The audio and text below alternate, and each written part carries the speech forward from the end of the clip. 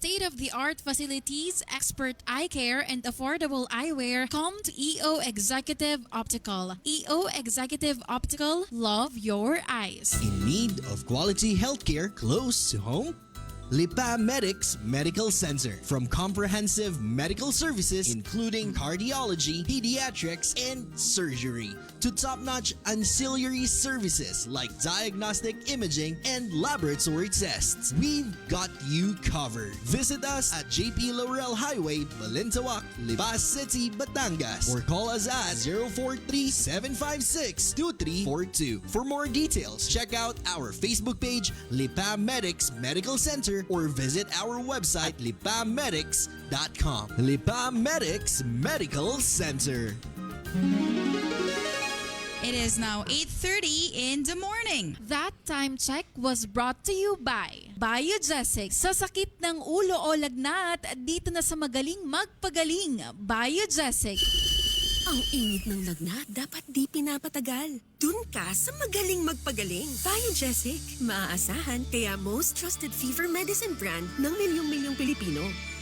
Galing magpagaling ng Biogesic. Ingat! Unilab quality yan. Paracetamol is the generic name of Biogesic. If symptoms persist, consult your doctor.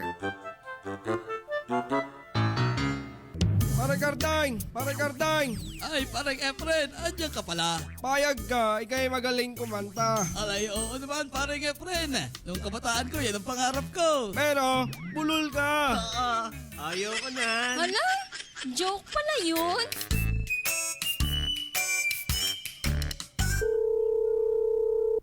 Hello? Sa GB99 po ba ito? Ay opo ma'am, kaya tara na at makipagtsikahan.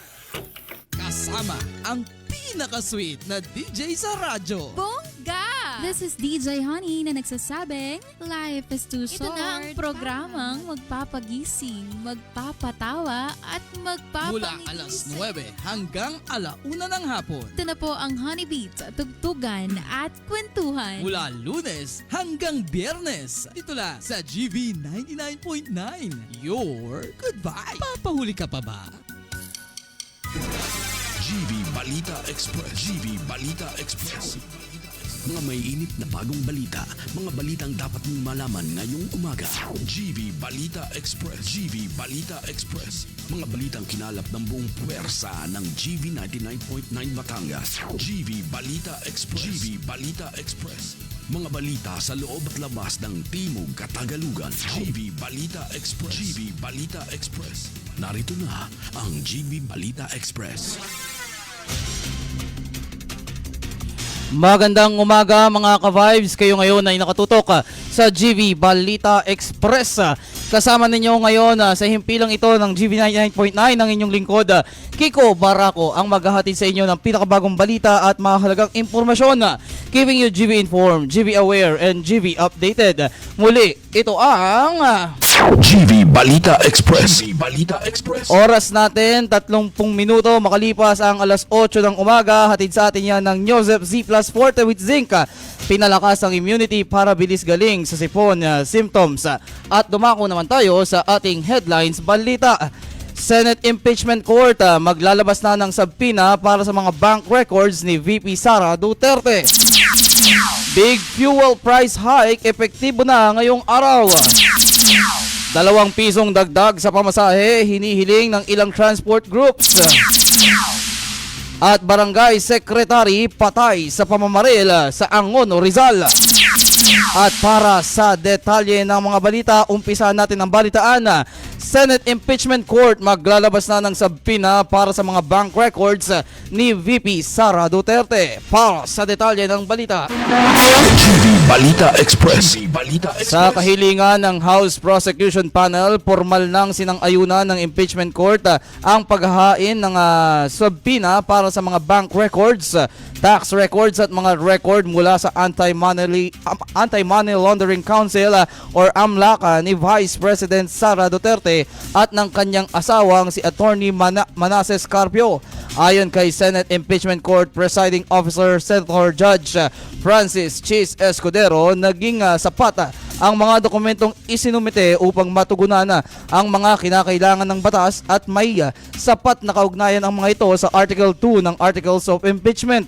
Sa parehong desisyon, pinaboran din ng Impeachment Court ang pagkuha ng mga bank records ni Duterte at Carpio, pati na ang mga record ng 19 na kumpanya na may kaugnayan sa kanila. Sa huli, iginiit ni Escudero na hindi maaaring gamitin ang confidentiality provisions ng Anti-Money Laundering Act upang hadlangan ang kapangyarihan ng Senado bilang impeachment court na magpalabas ng sabina. Para sa GV Balita Express, ito si Kiko Barako sa GV 99.9, your good vibes. Samantala, big fuel price hike epektibo na ngayong araw. Para sa detalye ng balita, Balita Express. Simula ngayong araw ay epektibo na ang malakihang pagtaas ng mga produktong petrolyo kasunod ng panibagong pagtaas ng presyo ng langis sa pandaigdigang merkado, bunga ng lumalalang tensyon sa pagitan ng US at Iran. Ayon sa Department of Energy o DOE, 3.65 pesos lamang kada litro ang pinahihintulutan nilang price adjustment para sa gasolina at 10 pesos 0.68 centavos naman kada litro para sa diesel at 11 pesos 0.77 centavos naman kada litro para sa kerosene. Binigyan linaw naman ng ahensya na ang ipatutupad na presyo ay nakadepende pa rin sa mga may-ari ng kumpanya ng langis. Ngunit magiging epektibo pa rin ang dagdag presyo ngayong araw. Para sa GV Balita Express, ito si Kiko Barako sa GV 99.9, your good vibes. 2 pisong dagdag sa pamasahe hinihiling ng ilang transport groups.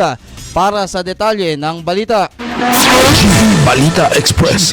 dahil sa tumitinding tensyon sa pagitan ng Estados Unidos at Iran, sunod-sunod na ang pagtaas ng presyo ng mga produktong petrolyo na siya namang nag-udyok sa ilang transport group para humirit ng 2 pisong dagdag singil sa pamasahe. Sa isang panayam, sinabi ni Manibela Chairperson Mar Valbuena na hindi sapat ang piso na dagdag pamasahe dahil hindi pa umano nakakabawi ang mga tsuper sa kanilang naging pagkalugi nitong mga nakaraang buwan. Samantala, sinabi naman ni Acto President Libay de Luna na makakatulong ang piso o 2 piso na dagdag upang madagdagan ng humigit kumulang 150 pesos hanggang 200 pesos ang arawang kita ng mga tsuper. Ayon naman sa dalawang grupo, maaari silang magsagawa ng transport strike kung magpapatuloy ang pagtaas ng presyo ng langis. Samantala, nakatakda naman na makipagpulong ang Manibela sa Land Transportation Franchising and Regulatory Board o LTFRB ngayong araw upang talakayin ang kanilang petisyon para sa dagdag pamasahe. Para sa GV Balita Express, ito si Kiko Barako sa GV 99.9, your good vibes. Sa pagpapatuloy ng ating mga balita, Barangay Secretary patay sa pamamaril sa Angono, Rizal. Ang detalye ng balita, GV Balita Express. Patay ang isang barangay secretary matapos pagbabarilin ng hindi pa nakikilalang riding in tandem habang papasok sa trabaho at sa barangay San Vicente, Angono, Rizal. Nabatid na ang 47 anyos na biktima ay binaril noong Biyernes. Matapos ang naging operasyon ay binawian din agad ito ng buhay sa ospital nitong Linggo. Batay sa investigasyon ng pulisya, inabangan ng 2 suspect ang biktima at pinagbabaril ito mula sa likuran habang naglalakad patungo sa barangay hall. Sa follow-up operation naman, natunto ng mga otoridad ang mga suspect sa Cainta, Rizal. Ngunit nakatakas ang mga ito matapos iwan ang kanilang motorsiklo at dumaan sa bubong ng mga bahay. Na-recover ng pulisya ang motorsiklong ginamit ng mga suspect habang patuloy ang isinasagawang pagtugis at investigasyon upang matukoy ang motibo ng pamamaril. Para sa GV Balita Express, ito si Kiko Barako sa GV 99.9, your good vibes. At pasadahan naman natin ang mga balita sa Timog Katagalugan. 2 motorcycle rider nasawi sa magkahiwalay na aksidente sa Quezon. Ang iba pang detalye ng balita, Balita Express. nasawi ang 2 motorcycle rider habang 2 ang sugatan sa magkahiwalay na aksidente sa Quezon noong Linggo. Sa Timonan, namatay ang isang 42 anyos na babae matapos bumangga ang sinasakyang motorsiklo sa dalawa pang motorsiklo sa Maharlika Highway sa barangay Tagbakin. Sa investigasyon ng pulisya, napag-alamang walang suot na helmet ang tatlong rider. Natuklasan din na walang valid driver's license ang isa sa mga rider, habang ang isa pang motorsiklo ay wala na mga plaka. Samantala, sa General Luna, nasawi naman ang 32 anyos na rider matapos mawalan ng kontrol sa kanyang motorsiklo nang biglang tumawid ang isang aso sa barangay San Vicente. Agad naman itong isinugod sa ospital, ngunit binawian din ng buhay habang ginagamot. Patuloy ang investigasyon ng mga otoridad sa parehong insidente. Para sa GV Balita Express, ito si Kiko Barako sa GV 99.9, Your Good Vibes. Isang most wanted sa Calapan City, arestado dahil sa kasong frustrated murder. Para sa detalye ng balita, GV Balita Express. hindi na nakawala pa sa mga kamay ng mga otoridad ang isang most wanted person sa Calapan City, Oriental Mindoro na sa isinagawang operasyon sa barangay Ginobata nitong Lunes. Sa bisa ng warrant of arrest na inilabas ng Regional Trial Court Branch 40 ng Calapan City, kaugnay ng kasong frustrated murder ay matagumpay na nahuli ang suspect. Pinangunahan ng operasyon ng Calapan City Police Station sa pakikipagtulungan ng Regional Force Mobile Battalion 4B at 1st Provincial Mobile Force Company. Ayon kay Oriental Mindoro Police Director Colonel Edison Revita, bahagi ang pagkakaaresto sa patuloy na kampanya ng pulisya laban sa mga wanted person upang mapanatili ang kaayusan at maipatupad ang hustisya sa lalawigan. Para sa GV Balita Express, ito si Kiko Barako sa GV 99.9, Your Good Vibes. At dumako naman tayo sa ating weather update.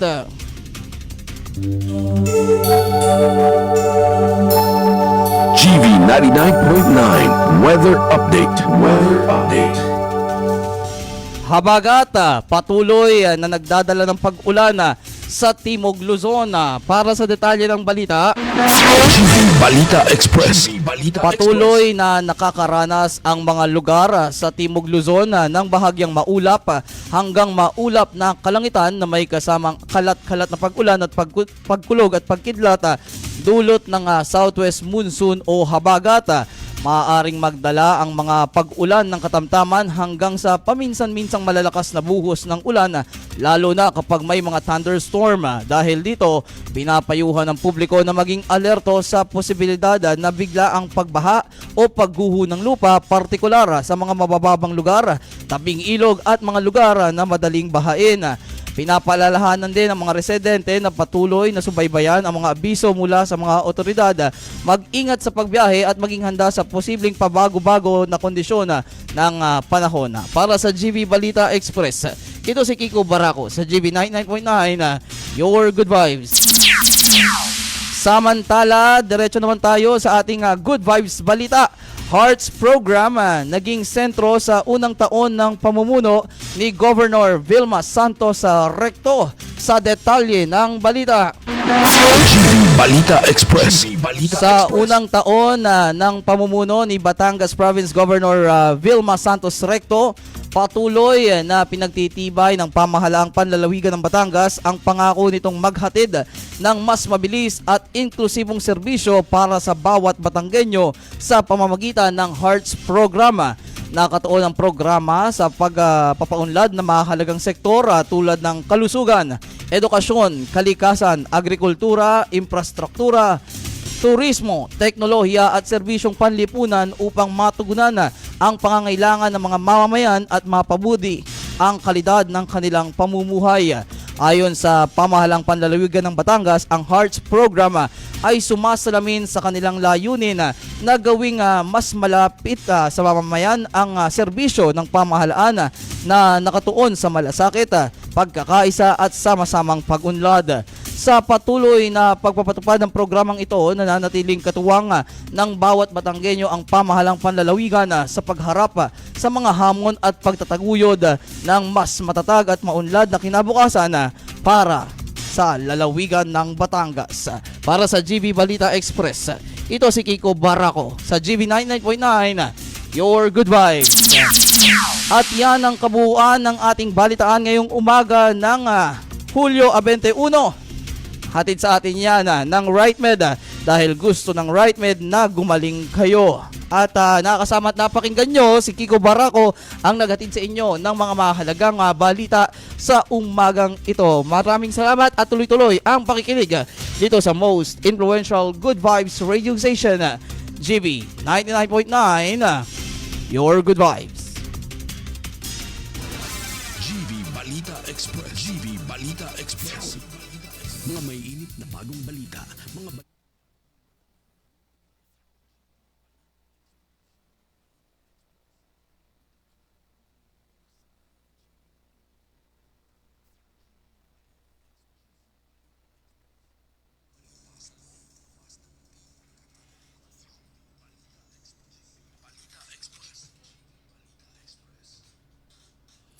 Hi mga ka-vibes, so yun, maraming salamat po sa pagtutok ngayong umaga sa GB Balita Express.